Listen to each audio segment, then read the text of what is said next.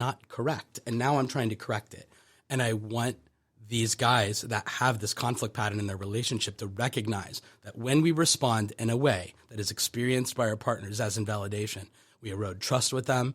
And we've got 5 to 10 years of a relationship before that trust is gone. If that's how we always show up, anytime someone raises their hand and says, I hurt, I need you to help me with it. And then the guys opt out because we disagree that they should be hurt. Right. That to me is far and away the most common thing that happens in relationships. I just don't think most guys believe that that's harmful. And I guess I'm trying to sell them on the idea that it is. Well, yeah. And if they look at it just the basic level, she doesn't need to be right. She does need to be heard. And we're so focused on whether or not she was right. Because a lot of times, sorry, ladies, you're not right. And it's a lot of things going on that cause you to feel this way or interpret this way, or it's your perception and vice versa. But we have to do a better job of acknowledging the way they feel, and don't just dismiss it as like, I hear the way you feel, or whatever the apologetic nuance is that I'm like, I'm sorry you feel that way. That's it. Yeah, we people are getting better at, us celebrities now, they have a form that the publicist gives them on how to properly give an apology. You have to at least understand that whether or not you agree with them, and this can go for men or women, there's something there. There's something there that made them feel this way, right or wrong, and let's figure that out rather than trying to pretend it doesn't exist because, it didn't happen the way you perceive it. Having the conversation of like, tell me why you feel that way, or help me understand, and what can I do better, and how did we get to this place, and then you can get in the I'm sorries and the responsibilities of all that. But basically break it down. What are the ingredients in this problem? What was this thing made of? And then you can understand the behaviors or the triggers that led to this place. You said it better than I wrote it, probably. That was, no, to me, it's I've had a lot of experience with dealing with, because I've learned from smart people that you have to first validate that what they're feeling is real, even if you don't agree with it. You can get to that part of it later, but you have to hear it. And a parent with a child has to go through this too. Like a parent, like whatever it is that your child is thinking or feeling, or monster under the bed or whatever it is, you can't just say it's not there. You can't say it doesn't exist, because they believe it exists and they want to do something. So you have to sort of work backwards on this whole thing. I think a lot of men, some maybe, I don't know what it's like to feel like someone else. Some maybe have just a very legitimate sense of stoicism, and they're somewhat immune to emotional input from other places. I don't know. My belief is that most people feel stuff, and that men are uniquely gifted at like sort of masking it to be like the tough macho guy. Yeah. Because they believe in their role as either a man or a father or a husband or a boyfriend or whatever, that's how they're supposed to be. And that feeling bad about something is tantamount to weakness. When I think that's ludicrous to believe that when something painful happens that you're not allowed to feel pain from it. Yeah, you bring up the stoic thing, and stoicism is a philosophy that I get, and I'm probably closer to stoic than anything else, but you can understand the argument that that's a really good way to live life and appreciate it, because you don't get too high or too low, and you just kind of absorb the facts and not get too. And then there's a way you can look at it and be like, that's ridiculous. You're walling everything off, and you're not getting caught up. You're not feeling the emotion or the pain of either yourself or other person. I see both sides of it. Your partner does not have to be the same as you. And you do have to understand that this person might see, feel, think differently from you with the same set of facts and the same set of circumstances. It's how you negotiate that difference, I think, that leads to, can the relationship be saved? Is it doomed to failure? And also recognize it soon enough. That might be on the honeymoon. I mean, you did go from boyfriend, girlfriend to fiance to husband and wife. These are steps. And so before you get to mom and dad, somewhere in there, you have to learn how we're going to communicate as a couple.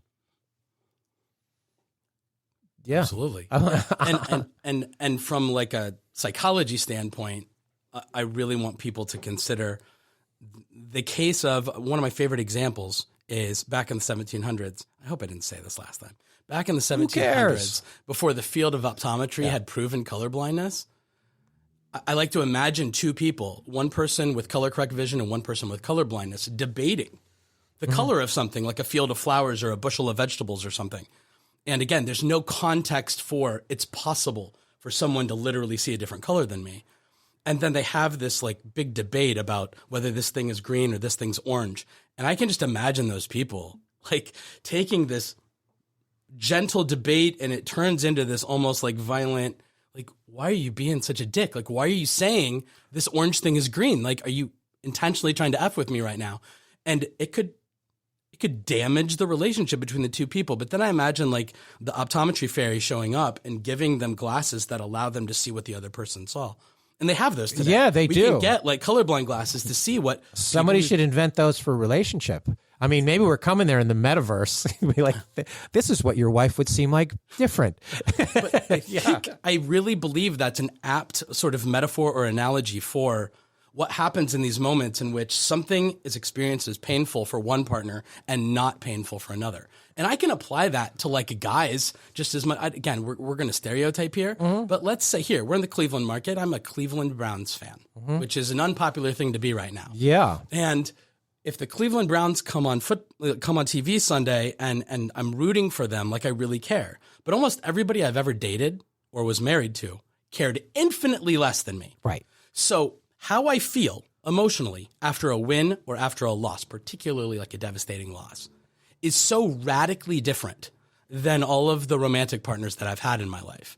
And I find that also to be an apt metaphor or analogy for we have a frame of reference for feeling really good or really bad about something that someone else doesn't care about at all. Right.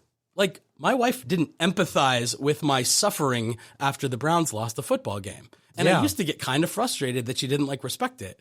And the real irony there is I didn't do that about hardly anything for her. I know. And it's sort of, a lot of men are like, I need somebody who cares about the Browns as much as I do. No, they just have to understand that you care about the Browns. And then she has 1,000 things that she cares about that you don't care about nearly as much as her. And that's the balance. Like these people who have to find the same hobbies and patterns, and most of these things are just a handful of hours out of the week. And if you don't share those things, well, what do you share? What do you share on the other 150 hours of the week that you can do this? We have to take a quick break. We are going to share a lot more. We are back with Matthew Fray. The book is This Is How Your Marriage Ends. A couple quick words. We will be back right after this. And we are back.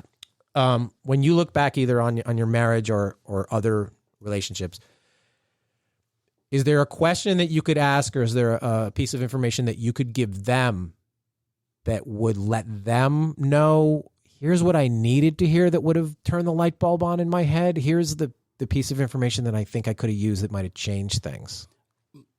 Some of what we're talking, some of what we just got done talking about, but the thing that I wish, maybe my wife specifically had done, because I didn't have awful fights with anybody prior. And we didn't have awful fights until things started to build. I wish when she spoke to me, and I hope everybody listening like applies this to their relationships too, because I think this is a really critical relationship skill, is to disassociate, be very careful with our words, to disassociate the idea that what someone's doing is intentionally harmful. That I feel bad and it's because you did this awful thing on purpose, you mean asshole. Like that is why people put their hands up and act defensive, which is a very invalidating thing to do. Right. But when we feel attacked, we feel like you're literally saying something about us that isn't true. You're accusing us of something that we didn't do. It's this idea of fairness and justice. But I agree that the pain matters. And so can you reframe it and say, hey, I don't think that you're trying to hurt me on purpose. I think it's possible that you don't see it or that you don't understand, but I'm seriously I need you to understand. I hurt the way people hurt and then she could say anything that hurts people. And I need you to understand I feel really bad and I'm just trying to recruit you to help me. I'm not trying to blame you. I'm not saying you're a bad guy. I'm just need you to understand that this type of situation harms me. And if you would participate and like kind of helping it not happen anymore, well, then I'll feel a lot safer in the relationship. I'll have a lot more trust in you. And that's what happens a lot. The other person assumes you must know why they feel that this bothers, and then they often assume, well, he knows that, and he either doesn't care enough, or he does it because I made a big deal out of it. That's why he leaves his dishes in the sink. That's why he has clothes all over the floor. That's why he, drinks too much or whatever it is, that it's about them. And sometimes it is, and a lot of times about the person. It's a lot of times about the person because they don't quite comprehend what it is about the behavior that is so troubling, because everything seems minor. Because if it was major, you would probably notice that you did something. If like, you went out and you drove the car into the wall over and over and over, you're probably going to know that you did something wrong. But if you did something minor that is, to you, it seems like it's an irritant, but to them, it is both a symbol of greater things, or it is something that bothers them on a level that only dogs can hear, but it does. Both parties didn't communicate that well enough. Right. We get the heavy smack on the nose. We don't get the pat on the nose in a way that we could be, if you would just do this, reverse engineer it. You do this. Let me explain why that's a problem for me, so it doesn't seem silly to you. I think that a lot of people hurt really badly, and then they use a lot of dramatic, hyperbolic language while they're feeling really bad to try to make their point. Because and to be fair to a lot of people, I think women particularly, I think a lot of women would come back at us right now and say, Matt, I've tried the gentle approach. Mm-hmm. I've tried to be sweet with him. I've tried to be diplomatic. And for years, that has gone unheard. So I'm trying a different tactic now. And it's the one that sounds a little more violent, a little more angry, a little louder. And men are uniquely gifted at not responding well to that. Yeah, most blow-ups or most ends of a relationships, I'm going to take infidelity out of it. That's a different thing. But don't break down because of an incident. They break down because of behaviors and repetitive behaviors and habits.